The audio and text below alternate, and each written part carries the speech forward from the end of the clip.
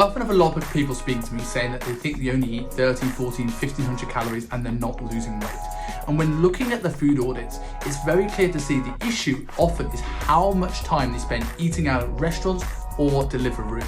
Now, I'm not saying that you can never eat out on a fat loss plan. Our goal is to make things inclusive and be able to encourage you to make good choices when you're eating out and manage to fit them into your plan. But understand, the more times you eat out in a week, the bigger margin for error there is, meaning what you think you're consuming and what you're actually consuming could be very different.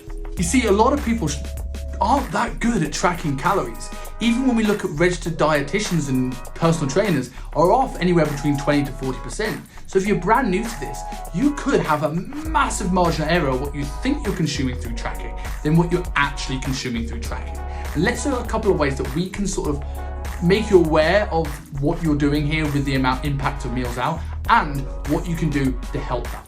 First off, have you ever been caught up in thinking, right, I'm searching MyFitnessPal and I want the spare ribs and I'm gonna scroll until I find the one that fits my macros.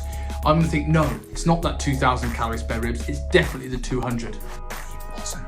Be honest with yourself. You see, we all like to justify stuff. And when we see something good on the menu, when we're hungry, we're all gonna try and make it fit our macros. But be open and honest. If you do that, you'll be able to truly understand how to work that in. So if in doubt, always overestimate with the most calorific option for the menu choice you're having.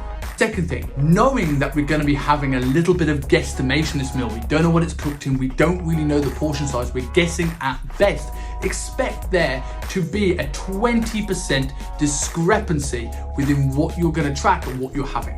Which means if you've tracked this meal to be 1000 calories that you're going out for, understand there's gonna be an extra 200 calories potentially added on top of that. If you do that for one meal, an extra 200 calories a day won't touch the sides. But if you do this for 2 meals or even all 3 meals, that could be an extra 400 to 600 calories a day and maybe close to an extra 3000 odd calories per week. These small things add up. So looking at what you can do, make sure that we are in control of as many meals as we have possible. If most of our meals are at home prep cooked or food delivery service in, the odd meal out isn't going to touch the sides.